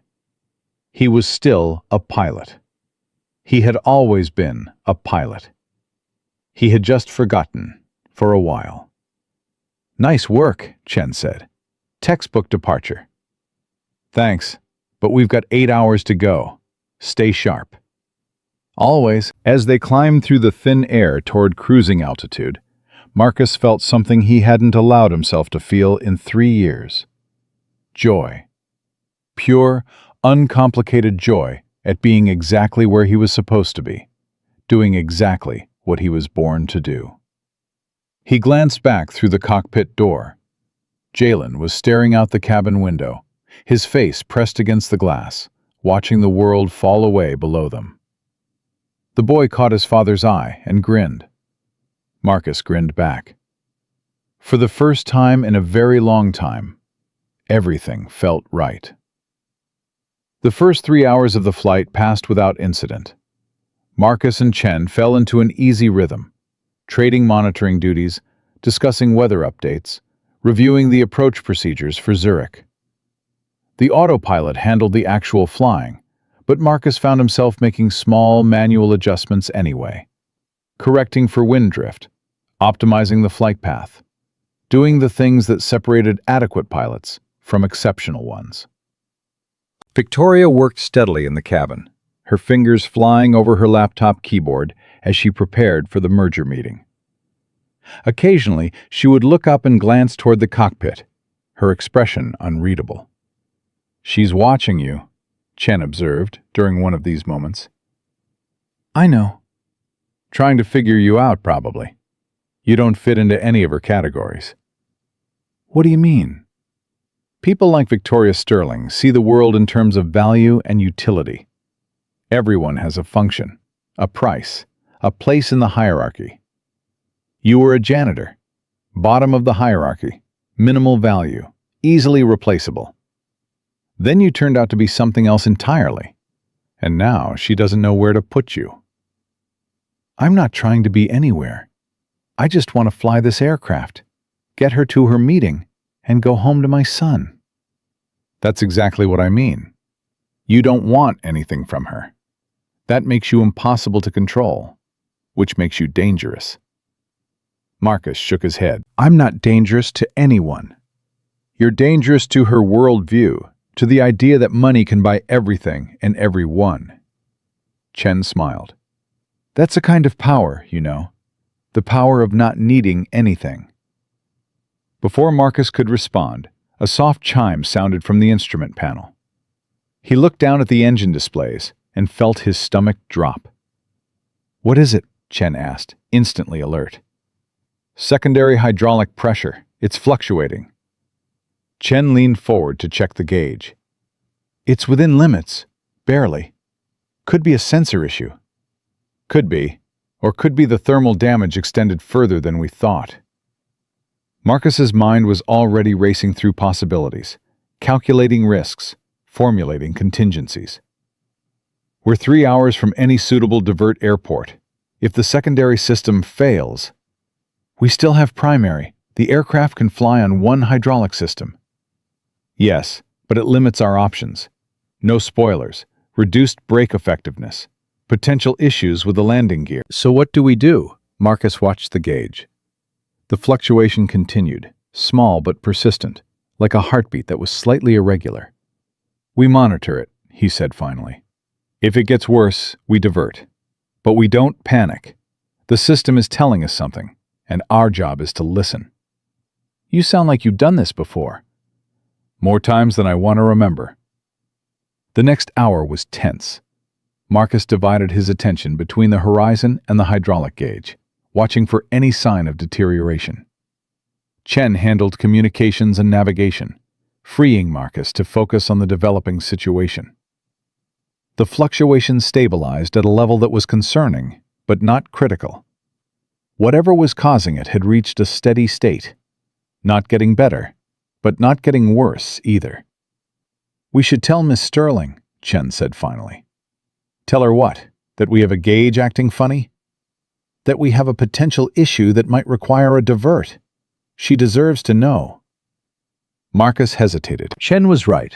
Passengers had a right to information, especially when that information affected their safety. But he also knew that telling Victoria would create pressure, expectations, demands for immediate action that might not be the right response. "I'll handle it," he said. He unbuckled from his seat and moved into the cabin. Victoria looked up from her laptop, her expression sharpening as she registered his presence. "Problem?" she asked. "Potentially. We're seeing some fluctuation in the secondary hydraulic system. It's stable for now, but if it deteriorates, we may need to divert to an alternate airport." "Which airport?" "Shannon, Ireland is the closest suitable option, about 90 minutes from our current position." "And if we continue to Zurich?" "If the situation stays stable, we land normally with reduced safety margins. If it gets worse, we have fewer options." Victoria closed her laptop slowly. "What's your recommendation?" "Monitor the situation. Make a decision in 30 minutes based on how the system is behaving." "Not divert immediately?" "Not yet. The fluctuation could stabilize, could resolve on its own, or could be a sensor fault rather than an actual system issue. Diverting now means you definitely miss your meeting. Continuing means you probably make it, with a small risk of delay." "Probably isn't definitely." "Nothing in aviation is definite, Miss Sterling. We manage risk. We don't eliminate it." Victoria studied him for a long moment. "You're asking me to trust your judgment." "I'm asking you to let me do my job. You hired me because I know what I'm doing. Let me prove that wasn't a mistake." Something shifted in Victoria's expression. Respect, maybe, or at least acknowledgement. 30 minutes, she said. "Then I want an update, whatever the situation." "You'll have it." Marcus returned to the cockpit. Chen raised an eyebrow. "How'd she take it?" "Better than expected. She's tougher than she looks. Most successful people are. You don't build empires by falling apart at the first sign of trouble." Marcus settled back into his seat, his eyes returning to the hydraulic gauge. The fluctuation continued its irregular dance, but true to form, it didn't worsen. 25 minutes later, he noticed something. The fluctuation was decreasing. Slowly, almost imperceptibly, but definitely improving. "Chen, look at this." She leaned over. "It's stabilizing. The oscillation amplitude is dropping." "Whatever was causing the problem is resolving. The system is healing itself." "Self-healing hydraulics? That's not a thing." "No, but thermal expansion is. The repair we did, the adjustment to the regulator, it's settling. The components are reaching equilibrium at cruise temperature." Marcus allowed himself a small smile. "She's going to be fine." By the time the 30-minute mark arrived, the secondary hydraulic system was operating within normal parameters. The fluctuation had disappeared entirely, replaced by steady, reliable pressure readings. Marcus keyed the cabin intercom. "Ms. Sterling, this is the captain. The hydraulic situation has resolved. We're continuing to Zurich as planned. Current estimate for arrival is 2 hours and 15 minutes. Victoria's voice came back, and for the first time all day, it contained something that sounded almost like warmth. "Thank you, Mr. Thompson, for everything." "Just doing my job, ma'am." He switched off the intercom and looked at Chen. "You know," she said, "most pilots would have diverted at the first sign of trouble, covered themselves, blamed it on safety regulations." "I'm not most pilots." "No, you're definitely not." Chen shook her head. "I don't know why you spent 3 years pushing a broom, but I hope you're done with that now. The world needs pilots like you, not janitors." Marcus didn't respond. He just looked out the windscreen at the Atlantic Ocean stretching below them, blue and endless and full of possibilities. Maybe Chen was right. Maybe Jalen was right too. Maybe he didn't have to choose after all. The European coast materialized through the haze like a promise kept. Marcus watched the Irish shoreline pass beneath them, then the green patchwork of England, then the orderly geometry of France. 8 hours in the air, and the world had transformed from the familiar landscape of his carefully constructed anonymity into something new and uncertain. "Beginning descent checklist," Chen announced. "Zurich approach in 40 minutes. Marcus nodded, pulling his attention back to the task at hand. The philosophical questions could wait. Right now, he had an aircraft to land. "Jalen," he called over his shoulder. "You doing okay back there?" His son's face appeared in the cockpit doorway, lit up with a kind of wonder that only children can sustain for 8 consecutive hours. "Dad, we flew over the ocean. The actual ocean. I could see ships down there. Tiny, like toys." "Pretty amazing, isn't it?" "Is this what you used to do? Every day?" "Not exactly like this." The jets I flew were smaller, faster, and a lot less comfortable. Marcus smiled. "But yeah, this was my life." "I wish I'd known. I would have thought it was so cool." "You think I'm cool now?" Jalen considered this with exaggerated seriousness. "Cooler than Tommy Bradshaw's dad. He just flies regular planes. You fixed this one and flew it." Chen laughed softly. "Kid's got a point." "Go sit down, buddy. We're going to start descending soon, and I need you buckled in." "Okay, Dad." Jalen paused. "Dad?" "Yeah?" "Thanks for bringing me. This is the best day of my life."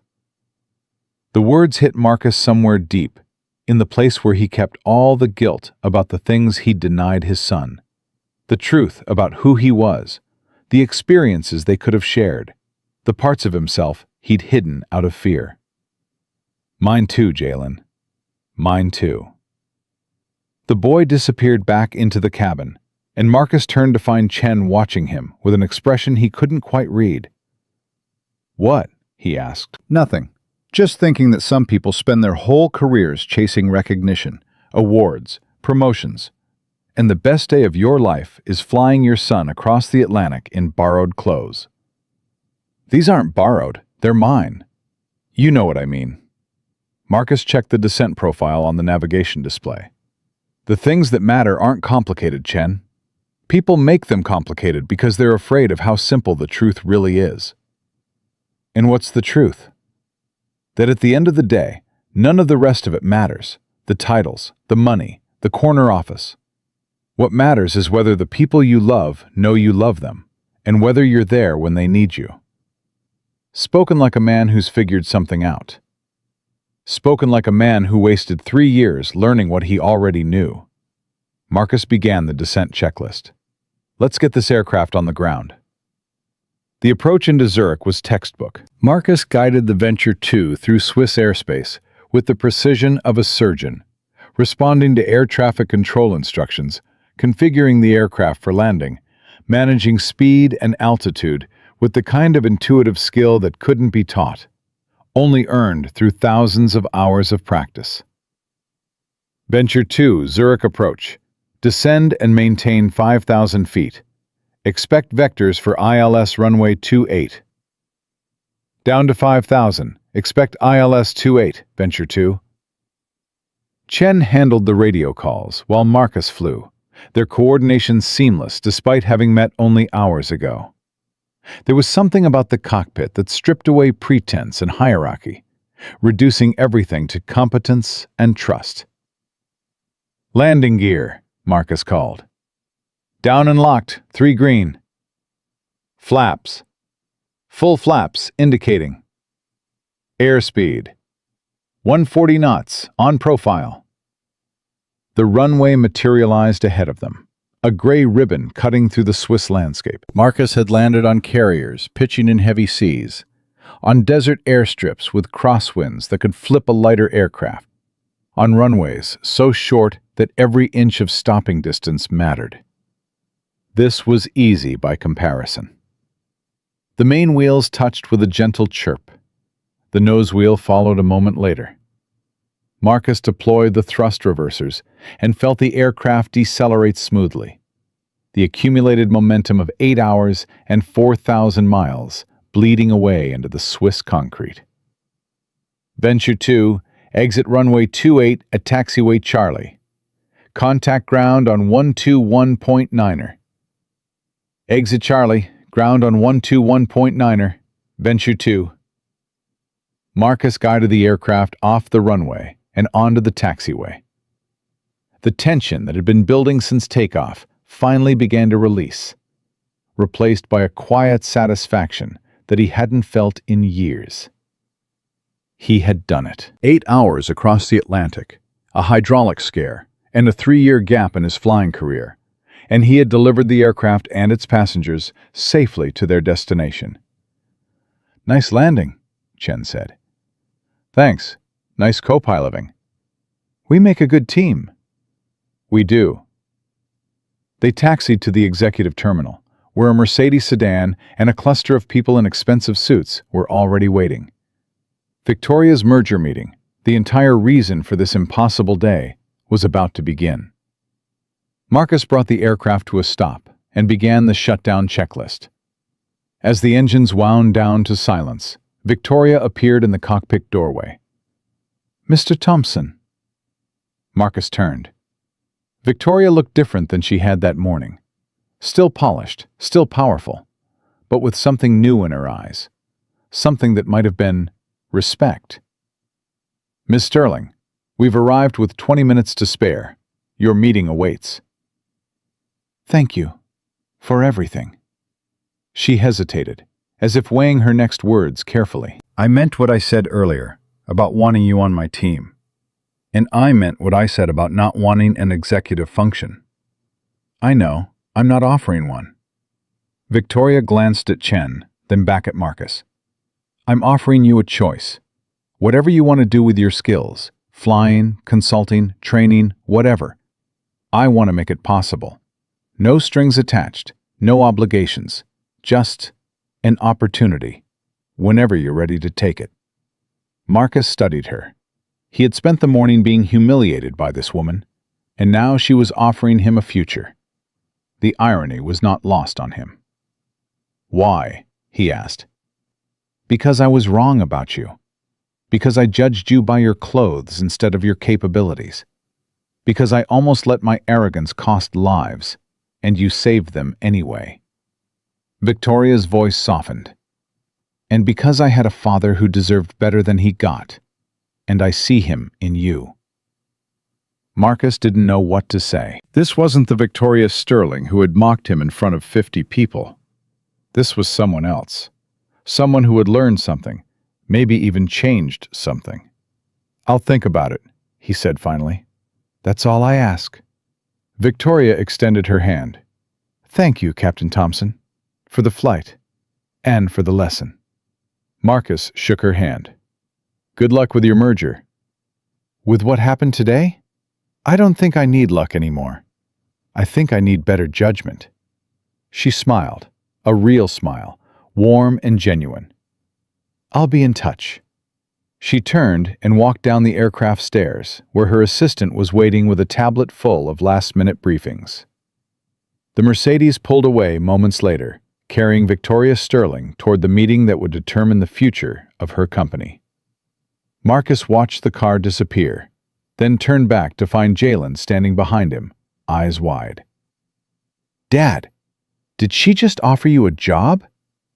"Something like that." "Are you going to take it?" "I don't know yet. What do you think I should do?"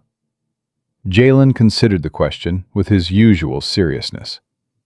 "I think you should do whatever makes you happy. You've been sad for a long time, even though you pretend you're not. I can tell." The words hit Marcus like a punch to the chest. 8 years old, and his son had seen through every wall he'd built. "I'm not sad, Jalen. I'm just tired." "That's what sad people say." Chen, who had been running through the post-flight checklist, laughed out loud. "The kid's got you there, Thompson." Marcus shook his head. "When did you get so wise?" "I watch and learn. That's what you always tell me to do." "Well, maybe you're watching and learning a little too well." They finished the post-flight procedures and disembarked from the aircraft. A representative from the Zurich fixed base operator met them on the tarmac, offering refreshments and a place to rest while they waited for further instructions. Marcus declined. Instead, he took Jalen's hand and walked to the edge of the ramp, looking out at the Swiss Alps rising in the distance. "Pretty, isn't it?" he said. "It's beautiful. I never thought I'd see mountains like this." "Life's full of surprises, buddy. Sometimes the best ones come on the worst days." They stood there in silence for a while, father and son, taking in a view that neither of them had expected to see when they'd woken up in their cramped apartment that morning. Marcus's phone buzzed. A text message from Simon, back at the airfield in the States. Michael and Sarah have been terminated. Formal complaints lodged against them for safety protocol violations. Victoria's orders. She also told me to tell you that the entire engineering team sends their thanks. You saved more than an aircraft today. You saved careers. Marcus read the message twice, then slipped the phone back into his pocket. "Everything okay?" Jalen asked. "Better than okay." Sometimes the good guys win. You're a good guy, Dad. "I try to be." No. Jalen looked up at him with an intensity that seemed far beyond his years. "You are. Even when you were a janitor, you were a good guy. The job doesn't make the person. The person makes the person." Marcus felt his eyes sting. He blinked rapidly, blaming it on the mountain air. "Where did you hear that?" "You told me, a long time ago. You said that Grandpa was a janitor too, and he was the best man you ever knew." Marcus had forgotten saying that. It was true. His father had cleaned offices for 30 years and had died with more dignity and integrity than most CEOs Marcus had encountered. "Your grandpa would have loved today," Marcus said quietly. "He can see it. Mom says people who die can still see us from heaven." The mention of Denise sent a complicated wave of emotions through Marcus. He hadn't spoken to his ex-wife in over a year, and Jalen rarely mentioned her. When did your mom tell you that? "Last month. She called on my birthday, remember?" Marcus remembered. A 5-minute phone call from somewhere in California, promises to visit that would never be kept, and Jalen putting on a brave face, even though his heart was clearly breaking. "Yeah, I remember. She asked about you. I told her you were doing good, that you were happy." "You told her I was happy?" "I didn't want her to feel bad," Jalen shrugged. "And anyway, I thought maybe if I said it, it would become true, like a wish." Marcus knelt down so he was eye level with his son. "Jalen, I need you to understand something. The reason I've been the way I've been, it's not because of you. It's never been because of you. You're the only thing that's kept me going these past 3 years." "I know, Dad." "Do you?" "Yeah, you gave up everything for me. You could have been a pilot this whole time, but you didn't want to leave me. That's why you took the janitor job." Jalen's voice was steady, matter of fact. "I'm not a little kid anymore. I figure things out." "When did you figure this out?" "A while ago. I found your medals in the closet, the ones in the box, and your license thing in the drawer. Jalen paused. I didn't tell you because I thought you wanted it to be a secret, and I figured if you wanted to tell me, you would tell me when you were ready. Marcus didn't know whether to laugh or cry.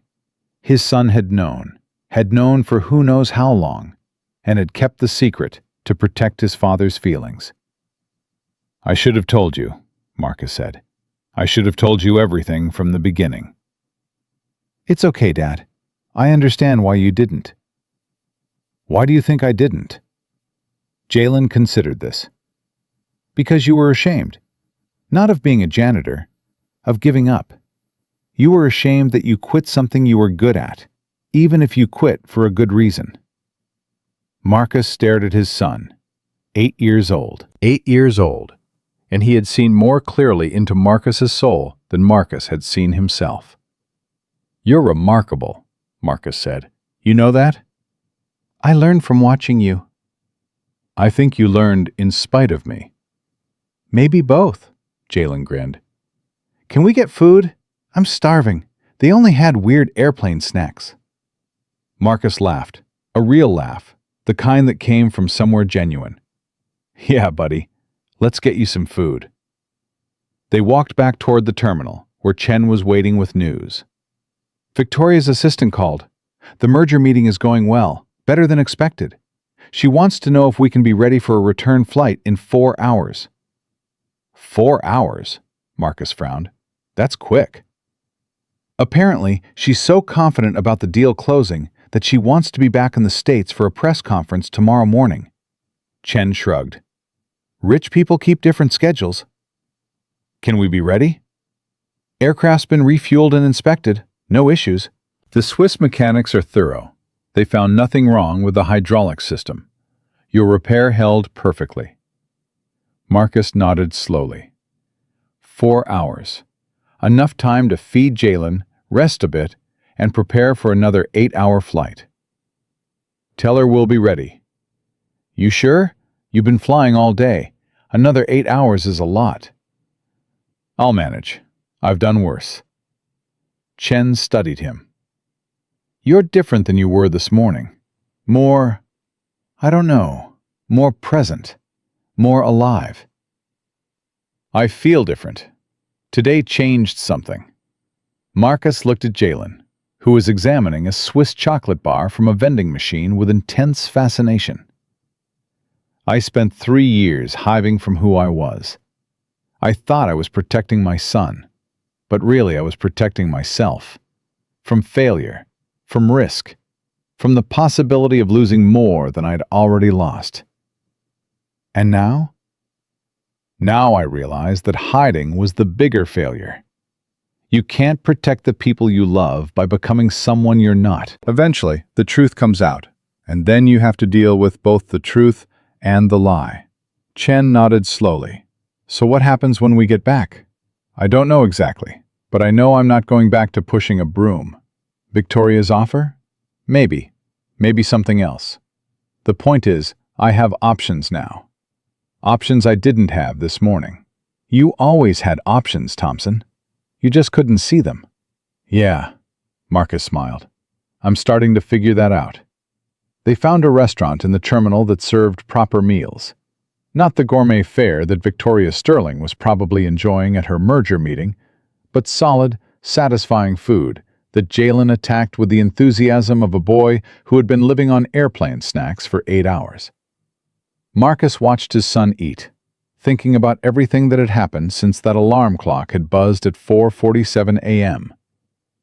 Less than 12 hours ago, he had been nobody, the invisible man, the janitor who swept floors and emptied trash cans, while wealthy executives looked through him like he didn't exist.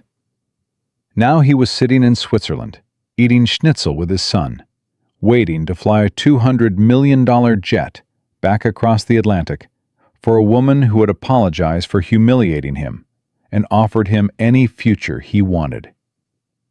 Life was strange. Life was unpredictable. Life was capable of turning on a single moment.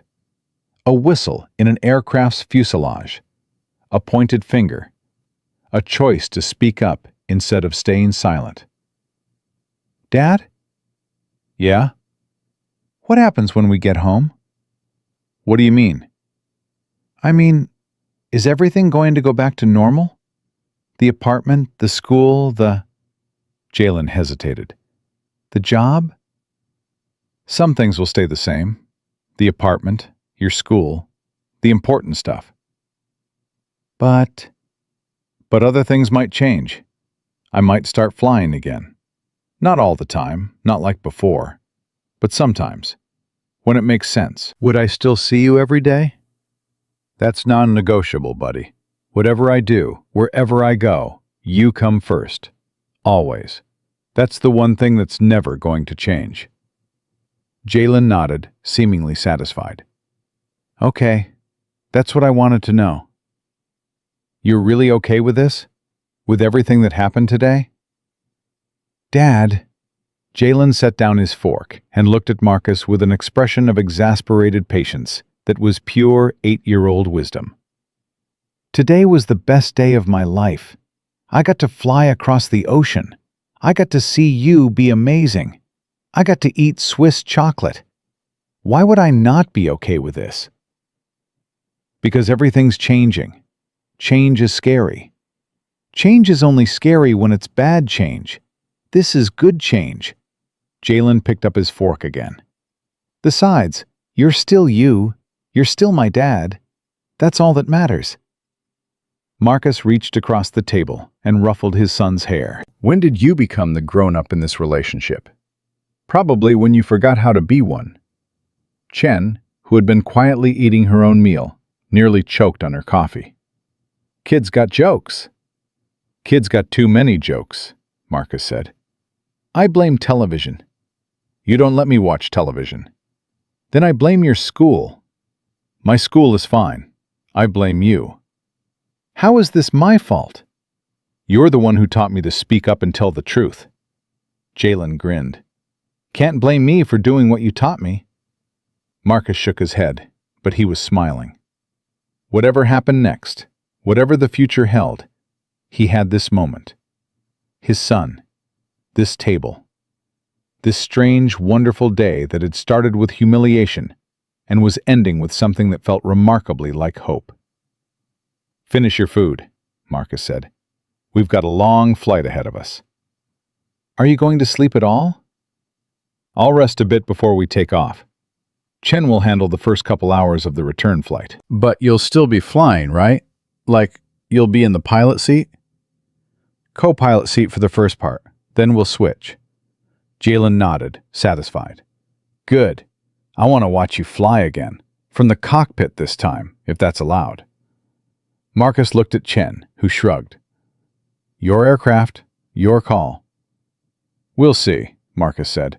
"Depends on how smooth the flight is." "It'll be smooth. You're the best pilot in the world." "That's a bit of an exaggeration." "No, it isn't. You flew a broken plane across the ocean and landed it perfectly. That makes you the best pilot in the world." Jalen's voice carried the absolute certainty of childhood conviction. "At least, you're the best pilot in my world, and that's the one that counts." Marcus didn't trust himself to respond. He just reached across the table and squeezed his son's hand. Some things didn't need words. The return flight departed Zurich at 6:47 p.m. local time. The Venture 2, climbing into a sky painted orange and gold by the setting European sun. Victoria Sterling sat in the main cabin, her laptop closed for the first time all day, a glass of champagne untouched on the table beside her. The merger had closed. $200 million in combined assets, a new market position that would reshape her industry, and a victory that should have felt like the culmination of everything she'd worked for. Instead, she found herself watching the cockpit door, thinking about the man on the other side of it. Marcus Thompson flew the first 4 hours while Chen rested in the jump seat. Jalen, true to his request, sat in the cockpit observer seat, watching his father work with the kind of reverent attention usually reserved for church services and championship games. Dad, what does that one do? That's the vertical speed indicator. It tells me how fast we're climbing or descending. And that one? Heading indicator. Shows which direction we're pointed. What about the one with all the numbers? Flight management computer. It's basically the aircraft's brain. Calculates our route, fuel burn, time to destination. Jalen absorbed each answer with serious concentration, filing away the information like precious cargo. Marcus found himself explaining things he hadn't thought about in years, rediscovering his own knowledge through his son's curiosity. "You really know everything about this, don't you?" Jalen said. "Not everything. Nobody knows everything. But I know enough to keep us safe and get us where we're going." Is that what being good at something means? Knowing enough? Marcus considered the question. Being good at something means understanding that you'll never know everything, but committing to learn as much as you can anyway. It means respecting the craft, respecting the risks, and never getting so confident that you stop paying attention. Is that why you stopped? Because you got too confident? No. I stopped because I got scared of something that had nothing to do with flying. Marcus adjusted the autopilot slightly, trimming for a small change in wind conditions. I was good at flying. I was bad at being a husband and father. When your mom left, I thought the solution was to stop being the thing I was good at, so I could become better at the thing I was bad at. Did it work? I became a better father. I'm with you every day, and that matters. But I didn't become a better person. I just became a smaller one. I cut off part of who I was, and that part has been missing ever since. Until today. Until today. Marcus smiled at his son. You know what I realized flying across the ocean this morning? What? That being your father and being a pilot aren't two different things. They're both part of the same person. And that person is better, more complete, more alive when all the parts are working together. Jalen nodded slowly, processing this. So, you're going to fly again? For real? I think so. Not the way I did before. No more test flights, no more military missions, no more disappearing for weeks at a time. But yes, I'm going to fly again. Good, Jalen grinned, because this is way cooler than watching you push a broom. Marcus laughed. Yeah, I suppose it is. They flew in comfortable silence for a while, the Atlantic Ocean invisible beneath the darkness that had swallowed the world below. Somewhere behind them, Europe slept. Somewhere ahead, America waited. Dad? Yeah? I'm proud of you. The words landed in Marcus's chest with unexpected force. He had spent 3 years trying to be someone his son could be proud of. The reliable father, the steady presence, the man who showed up every day, regardless of circumstances. And all that time, he had been hiding the very thing that might have inspired the deepest pride. I'm proud of you too, Jalen. More than you know. For what? I didn't do anything today except sit around and watch. You did more than that. You believed in me when I wasn't sure I believed in myself. You told me to show them. Marcus reached over and ruffled his son's hair. Sometimes the most important thing isn't what someone does. It's knowing that someone's in your corner, no matter what. I'll always be in your corner, Dad. I know. That's what makes you remarkable. Chen stirred in the jump seat, checking her watch. Thompson, you've been flying for 4 hours. My turn to take the controls. You sure? I'm not tired. Liar, your blink rate's increased and you keep shifting in your seat. Classic fatigue indicators. Chen unbuckled and moved toward the captain's seat. Switch out. That's an order. You can't give me orders. You're not even legally pilot in command. I'm giving you advice from someone who's been watching you fight sleep for the last 30 minutes. Take it or don't. But if you don't, I'm telling Victoria you're compromised, and she'll ground you herself. Marcus hesitated, then nodded.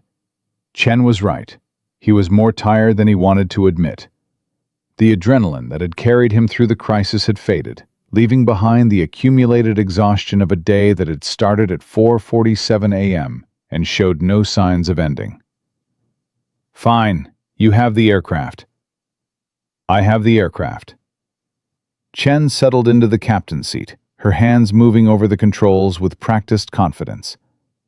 "Go rest. I'll wake you when we're 2 hours out." Marcus moved to the jump seat, adjusting it into a reclined position. Jalen remained in the observer seat, but his eyes were getting heavy too. "Come here, buddy." Marcus patted the space beside him.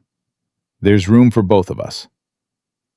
Jalen squeezed into the jump seat next to his father, curling against Marcus's side the way he had when he was much younger. Within minutes, the boy was asleep, his breathing slow and steady. Marcus watched his son sleep and thought about everything that had changed in the past 20 hours. He had started the day invisible. He would end it transformed. Not because he had proven anything to Victoria Sterling or her engineers. Not because he had saved a $200 million aircraft or an even more expensive merger deal. Because he had finally stopped hiding from himself. He closed his eyes and let sleep take him. Chen woke him 2 hours later, as promised. "Approaching the coast. Thought you'd want to be in the seat for the landing."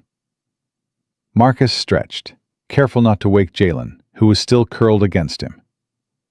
The boy stirred slightly, then settled back into sleep. "How's the aircraft?" "Perfect. No issues. She's flying like a dream," Chen smiled. "Whatever you did to that hydraulic system, it worked." "The credit goes to the machine. I just listened to what she was trying to tell us." Marcus gently extricated himself from Jalen and moved back to the captain's seat. The American coastline was visible on the navigation display, a familiar shape that meant home. "Sterling approach, Venture 2 with you, descending through flight level 250. Venture 2, Sterling approach, radar contact. Proceed direct Risto intersection. Expect vectors for ILS runway 27. Current weather is clear. Winds 260 at 8 knots. Direct Risto. Expect ILS 27. Venture 2. The descent and approach went smoothly. Marcus flew with a precision that felt different from the morning's departure. Not desperate or reactive, but calm and confident. The natural expression of skills that had never really left him. "Here down," he called. "Down and locked, 3 green. Flaps. Full flaps, indicating." The runway lights stretched out ahead of them, beckoning them home. Marcus guided the Venture 2 down the glide slope, making minor adjustments for wind, keeping the approach path perfectly centered. The wheels touched with barely a whisper, the smoothest landing he had made in years. Maybe ever. "Nice," Chen said. "Thanks." They taxied to the executive terminal, where a small crowd had gathered despite the late hour. Simon stood at the front, flanked by Jenkins and Cole, and a dozen other technicians who had watched the drama unfold that morning. Marcus shut down the engines and completed the final checklists. When he looked up, Victoria Sterling was standing in the cockpit doorway. "We made it," she said. "We did." "I knew we would. From the moment you took those controls this morning, I knew." Victoria paused. "I've made a lot of decisions in my career, Thompson. Good ones, bad ones. Some I regret and some I'm proud of. Hiring you was supposed to be one of the bad ones. Another janitor, another invisible worker, another person I'd never think twice about. And now? Now it's the best decision I ever made. Even if I didn't actually make it," she smiled. "You made it. You decided to speak up when everyone else was too afraid or too blind. You decided to save my aircraft and my company when you had every reason to let us fail. I didn't do it for you. I know. You did it because it was the right thing to do. Because the machine needed you. Because somewhere inside that janitor's uniform, there was still a pilot who couldn't let an aircraft die. Victoria extended her hand. That's why I want you on my team. Not because you owe me anything, because people like you are rare. And I've spent my whole career surrounding myself with people who tell me what I want to hear instead of what I need to know. Marcus shook her hand. I'm still not taking an executive position. I know. I'm not offering one. Victoria reached into her jacket and pulled out an envelope. This is a contract for an advisory role, flight safety consultant. You report to Simon, not to me. Your schedule is yours to set. Your only obligation is to do what you did today. Listen to the machines, catch the problems that computers miss, and tell the truth even when it's inconvenient. Marcus took the envelope, but didn't open it. And if I need to leave for my son's school event? Then you leave. No questions, no penalties, no judgment. Your family comes first. That's not just a policy. It's a core value. I learned that from you. You learned that from watching me refuse to abandon my son. I learned that from watching you prioritize what matters over what pays. That's a lesson most CEOs never learn. Victoria glanced at Jalen, still asleep in the jump seat. He's lucky to have you. I'm lucky to have him. You're both lucky. Victoria turned to leave, then paused. One more thing. The press conference tomorrow morning. The one announcing the merger. I'd like you to be there. Why? Because the story of how this day came together. The janitor who saved the aircraft. The invisible man who turned out to be extraordinary. That's a story worth telling. Not for my benefit, but for everyone out there who's been made to feel small by people who should know better. Marcus considered this. I'm not interested in being a symbol. Then don't be a symbol. Be yourself. That's more powerful anyway. She left without waiting for an answer, making her way down the aircraft stairs to meet the crowd of executives and assistants waiting on the tarmac. Chen started gathering her things. Well, Thompson, hell of a day. Yeah, it was. You going to take her offer, the advisory position? Probably. It's a good fit. Useful work, flexible hours, chance to keep my skills sharp without disappearing into a cockpit for weeks at a time. And the press conference? Marcus looked at his son, still sleeping peacefully despite the noise of the shutdown procedures. I don't know yet. I've spent 3 years avoiding attention. The idea of standing in front of cameras and reporters scares you? Feels unnecessary. I didn't do what I did today for recognition. I did it because someone had to. That's exactly why you should do the press conference. Chen shouldered her bag. The world is full of people who do things for recognition, for the applause, the awards, the social media likes. It needs more people who do things because they're right. And when those people are willing to stand up and be seen, it gives permission to everyone else who's been hiding in the shadows. That's surprisingly philosophical. I've had a long day. Philosophy happens when I'm tired. Chen extended her hand. It was an honor flying with you, Thompson. If you ever need a co-pilot again, you know where to find me. Marcus shook her hand. Thanks, Chen, for everything. Thank your son. He's the one who told you to show them. She smiled and headed for the exit. Take care of yourself, Thompson, and take care of him. Then she was gone, disappearing down the stairs and into the night. Marcus sat alone in the cockpit for a long moment, listening to the sounds of the aircraft settling, the cooling metal, the residual hum of electronics winding down, the quiet breathing of his son behind him.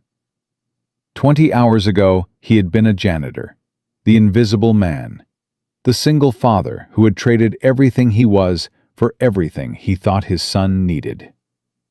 Now he was something else. Not a hero. Heroes were made of different stuff. But maybe something more valuable. A man who had found his way back to himself. Dad? Marcus turned. Jalen was awake, rubbing his eyes, looking around the empty cockpit with confusion. Where is everyone? They left. It's just us now. Are we home? We're home. Jalen stretched and climbed out of the jump seat. That was real, right? Everything that happened today? I didn't dream it? It was real. And you're going to be a pilot again? For real? For real. Part-time at least. Enough to keep my skills sharp and help people like Ms. Sterling avoid disasters. What about the janitor job? Marcus smiled. I think I'm done with that. They walked down the aircraft stairs together, father and son, into the warm night air of the airfield. The crowd had dispersed, but Simon was still there, waiting by the hangar entrance. Mr. Thompson, Marcus. Simon stepped forward, his expression a mixture of exhaustion and relief. I wanted to thank you, personally, for everything. You already thanked me this morning. That was before I understood what you'd given up to be here, before I knew your history. Simon paused. I've been in this industry for 20 years, and I've never seen anything like what you did today. The diagnostic skills, the calm under pressure, the way you took control when everyone else was falling apart. I just did what needed to be done.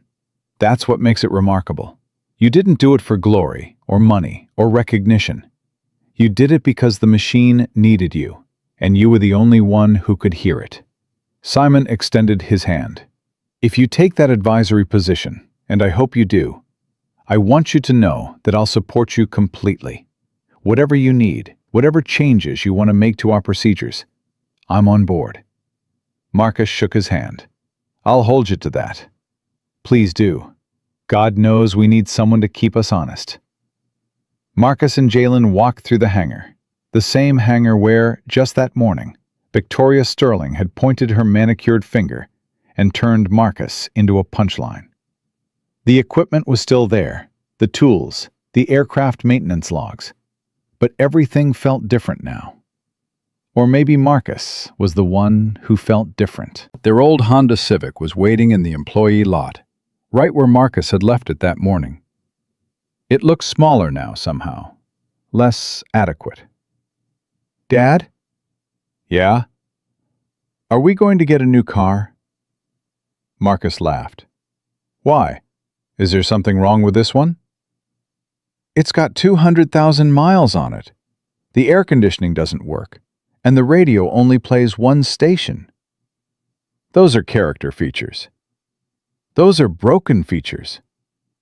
Same thing. Marcus unlocked the car and they climbed in. But yeah, maybe we'll look at something newer, when the advisory salary kicks in. They drove home through quiet streets, the late hour emptying the roads of traffic. Jalen fell asleep again within minutes, his head lolling against the window, exhausted by a day that had contained more adventure than most people experience in a lifetime. Marcus pulled into the parking lot of their apartment building and sat for a moment, looking at the unremarkable structure that had been his home for 3 years. It was small. It was modest. It was nothing like the life he had lived before, when he'd worn a flight suit instead of overalls and commanded machines worth more than this entire building. But it was home. And home, he had learned, wasn't about square footage or prestige. It was about the people inside. He carried Jalen up the stairs and into the apartment, laying the boy on his bed and pulling the covers up around him. Jalen stirred but didn't wake, his face peaceful in the dim glow of the hallway light. Marcus stood there for a long moment, watching his son sleep. The same son who had known the truth for months and kept it secret to protect his father's feelings. The same son who had told him to show them. The same son who had called this the best day of his life.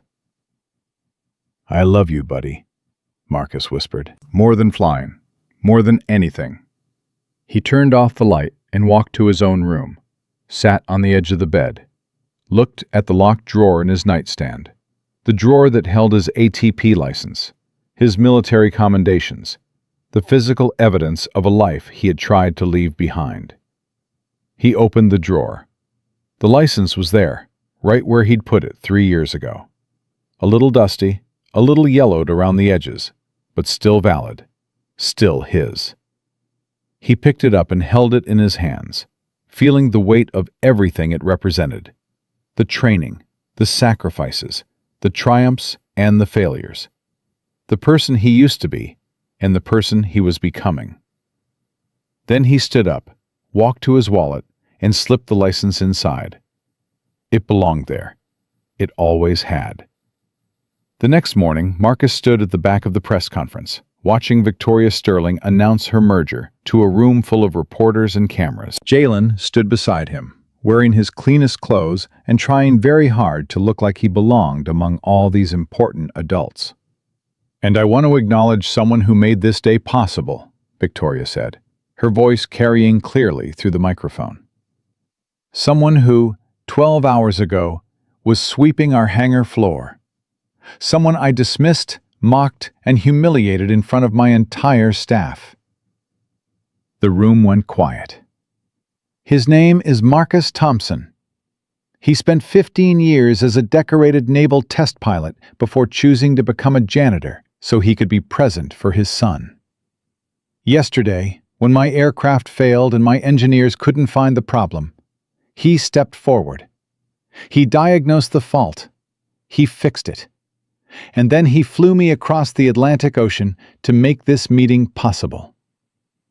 Victoria turned and looked directly at Marcus. "Marcus, would you please join me up here?" Jalen grabbed his father's hand and squeezed. "Go, Dad. Show them." Marcus walked to the front of the room, feeling the weight of 100 eyes on him. The cameras flashed. The reporters scribbled. The executives who had laughed at him that morning now looked at him with something entirely different. Victoria stepped aside, giving him the microphone. "I'm not good at speeches," Marcus said. "I'm better with machines than words. But I want to say something to everyone out there who's ever been made to feel small, who's ever been judged by their title instead of their abilities, who's ever hidden parts of themselves because they thought it was the only way to survive." He paused, gathering his thoughts. "Your value isn't determined by your job title or your salary or the clothes you wear.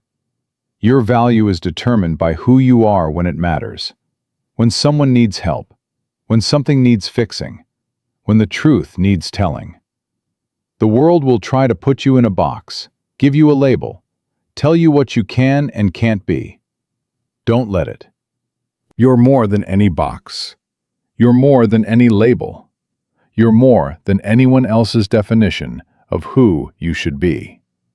He looked at Jalen, standing at the back of the room, watching with pride. "My son taught me that. 8 years old, and he understood something I'd been too scared to see for 3 years. That being yourself, all of yourself, isn't a weakness.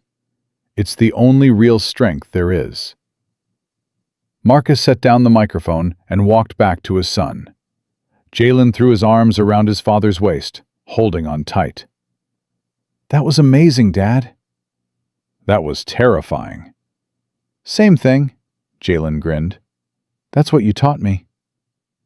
They walked out of the press conference together, father and son, into a morning that felt like the beginning of something new. Behind them, the reporters were already buzzing with the story. The janitor who saved the jet, the invisible man who turned out to be a hero. But Marcus knew the truth was simpler than any headline could capture. He wasn't a hero. He was just a father who had finally stopped hiding. A man who had remembered that the sky didn't care about titles or uniforms or what other people thought. The sky only cared whether you had the courage to fly. And Marcus Thompson had found his courage again. Not in a cockpit 30,000 feet above the ocean.